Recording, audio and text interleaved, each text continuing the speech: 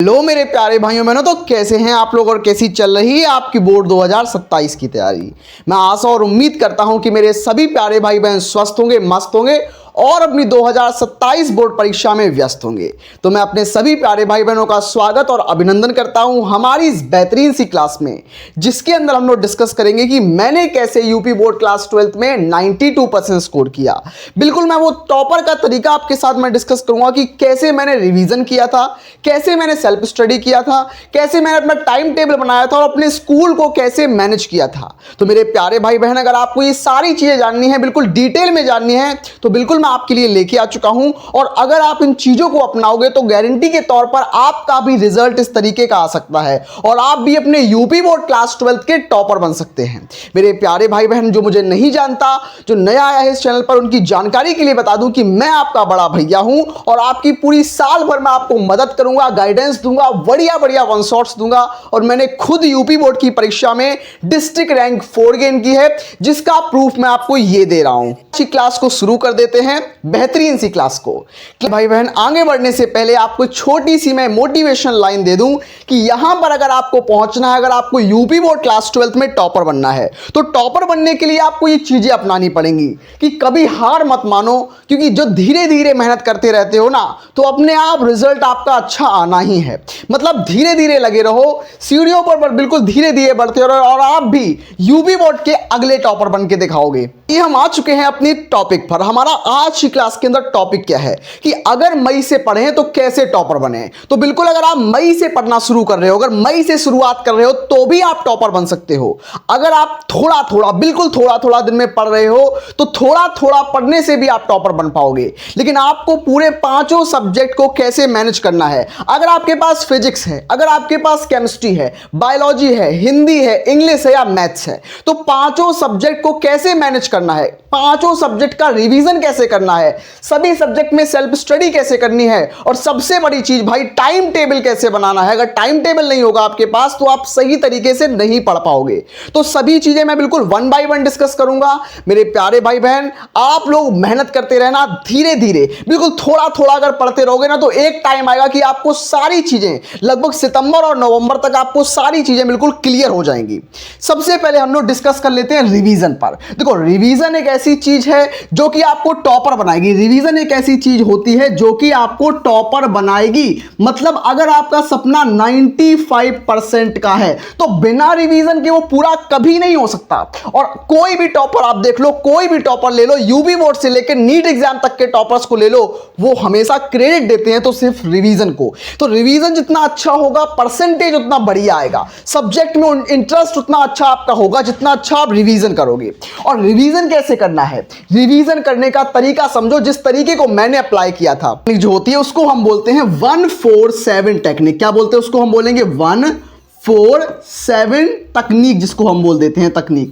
अब भाई ये 147 टेक्निक क्या होती है इसको समझो। मेरे प्यारे भाई बहन, जब शुरुआत का टाइम था केमिस्ट्री में, मैंने ऑर्गेनिक केमिस्ट्री को बहुत अच्छे से किया था, लेकिन लास्ट का टाइम आते आते मुझे ऑर्गेनिक केमिस्ट्री में रिएक्शन को मैं भूलने लगा। तो रिएक्शन को याद करने के लिए मैंने 147 तकनीक का यूज किया। ये टेक्निक क्या बोलती है कि जैसे मैंने पहले दिन कोई रिएक्शन को पढ़ा, मैंने बोर्ड्स रिएक्शन को पढ़ा, मैंने बोर्ड्स फिटिक रिएक्शन को पढ़ा, मैंने कार्बेलामीन अभिक्रिया को पढ़ा, लेकिन मैं भूल जा रहा हूं उस चीज को। लेकिन हमें भूलना नहीं है, एग्जाम के दिन तक हमें याद रखना है, एग्जाम की कॉपी में उसको लिख के आना है, तब तक नहीं भूलना है। तो उसके लिए हमें 147 टेक्निक यूज करनी पड़ेगी। मतलब जिस चीज को मैं आज पढ़ रहा हूं, उसको मैं चौथे दिन रिवाइज करूंगा, और जिसको मैं चौथे दिन रिवाइज कर रहा हूं, उसको मैं 5वें दिन रिवाइज नहीं करूंगा, उसको मैं 7वें दिन रिवाइज करूंगा। यही टेक्निक कहलाती है 147 टेक्निक। मतलब जो भी चीज आप पढ़ रहे हो, एग्जाम्पल के तौर पर आपने विलियन चैप्टर पढ़ा या आपने विद्युत आवेश के बारे में पढ़ा, तो कुछ भी पढ़ रहे हो उसको पहले दिन रिवाइज करना है, अपने नोट्स को देखकर पहले दिन रिवाइज करना है,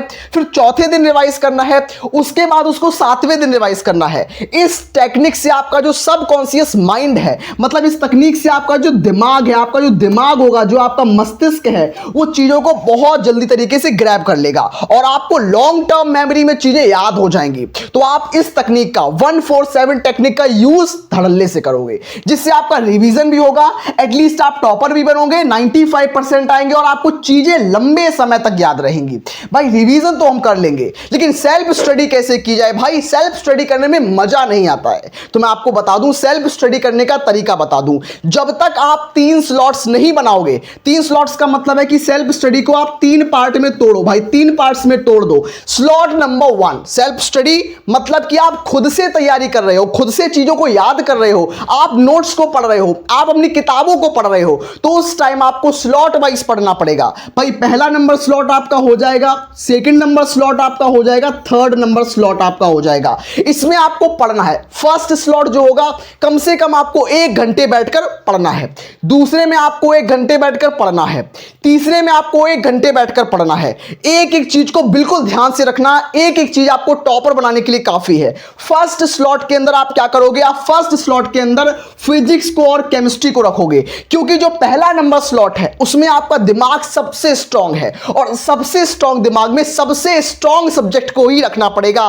बोले तो केमिस्ट्री या फिजिक्स को रखना पड़ेगा। और मेरी बात सुन लो, अगर आप 5 घंटे दिन में पढ़ाई कर रहे हो और उसमें आप केमिस्ट्री या फिजिक्स या मैथ बायो को नहीं पढ़ रहे हो, केवल आप हिंदी इंग्लिश को पढ़ रहे हो, उससे सिलेक्शन, उससे अच्छे मार्क्स नहीं आ सकते भाई, उससे कोई भी टॉपर नहीं बन सकता। हिंदी एक सहायक विषय है, हिंदी एक एसेसरी सब्जेक्ट है, हिंदी मेन विषय नहीं है, इंग्लिश मेन सब्जेक्ट नहीं है। हिंदी को बस आपको पढ़ना है एडिशनल सब्जेक्ट के तौर पर। मेन फोकस आपको रखना है फिजिक्स पर, केमिस्ट्री पर, जो स्लॉट नंबर 1 के अंदर आपके पास आएगी। स्लॉट नंबर 2 में आपके पास आएगी बायो, अगर आप लिए हो तो बायो, या मैथ आपने अगर ली है तो मैथ्स। तो बायो और मैथ को आप लोग स्लॉट नंबर 2 में रखना है। स्लॉट नंबर 3 में आपको छोटा स्लॉट रखना है।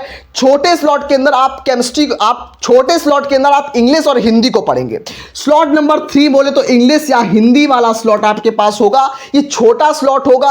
आप चाहो तो इस स्लॉट में, तीसरे नंबर के स्लॉट में आप इन दोनों में से कुछ भी कर सकते हो, लेकिन आपको हिंदी इंग्लिश ऑल्टरनेटिंग करना है। एक दिन हिंदी करना है, एक दिन इंग्लिश करना है, इस तरीके से। लेकिन मेन फोकस आपको रखना है फिजिक्स के ऊपर, केमिस्ट्री के ऊपर।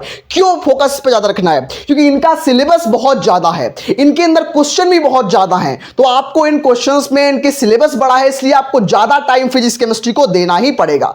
क्योंकि फिजिक्स में आपको करने पड़ेंगे न्यूमेरिकल्स, आपको फिजिक्स में करनी पड़ेगी डेरिवेशन। तो फिजिक्स में न्यूमेरिकल डेरिवेशन के लिए तैयार रहना आप लोग, यहीं से आपको नंबर आएंगे, यहीं से आप टॉपर बन पाओगे। लास्ट आपके पास होगा स्कूल टाइमिंग। बिल्कुल सही बात है मेरे प्यारे भाई बहन, स्कूल की टाइमिंग क्या होगी ये भी आपके एग्जाम को, आपकी सेल्फ स्टडी को प्रभावित करेगी। तो स्कूल टाइमिंग में आप याद रखना, स्कूल टाइमिंग को कैसे आप मैनेज करोगे? पहले आप सुबह अगर जल्दी उठते हो तो सुबह आप रिवीजन कर सकते हो। अगर आप शाम को देर रात तक पढ़ते हो तो सुबह आप नहीं पढ़ पाओगे, ये नॉर्मल चीज है। तो आप अगर लेट नाइट पढ़ते हो तो सुबह नहीं पढ़ पाओगे। मेरा मानना यह कि सुबह आप कम से कम 6 बजे आपको उठ जाना चाहिए, मतलब 6 AM के आसपास आपको उठ जाना चाहिए।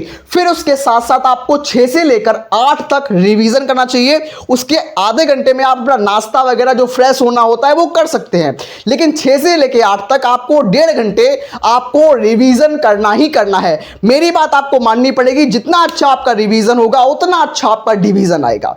तो बिल्कुल सही बात है, आपको 8 बजे तक डिवीजन करना है, 8 बजे तक आपको रिवीजन करना है। उसके बाद 8 से लेकर आपको 2 बजे तक, आपका स्कूल किसी का 1 बजे तक का होगा, किसी का 2 बजे तक का होगा, तो 8 से लेकर 2 PM तक आपको यहां पर क्या करना पड़ेगा? 2 PM तक आपको स्कूल में रहना पड़ेगा। स्कूल के बाद अगर आप चाहो तो कोचिंग वगैरह लगवा भी सकते हो, या फिर अदरवाइज आप मेरे चैनल पर भी पूरी तैयारी कर सकते हो, यहां पर आपको कंप्लीट तैयारी मिलेगी। और उसके बाद स्कूल से आने के बाद आप पूरा टाइम अपना सेल्फ स्टडी को दोगे।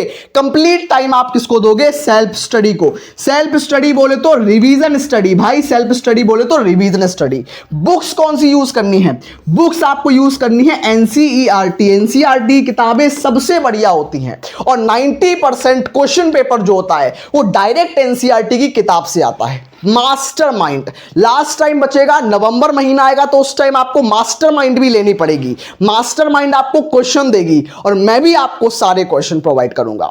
मेरे प्यारे भाई बहन, मैं उम्मीद करता हूं कि आज की क्लास में आपको मजा आया होगा।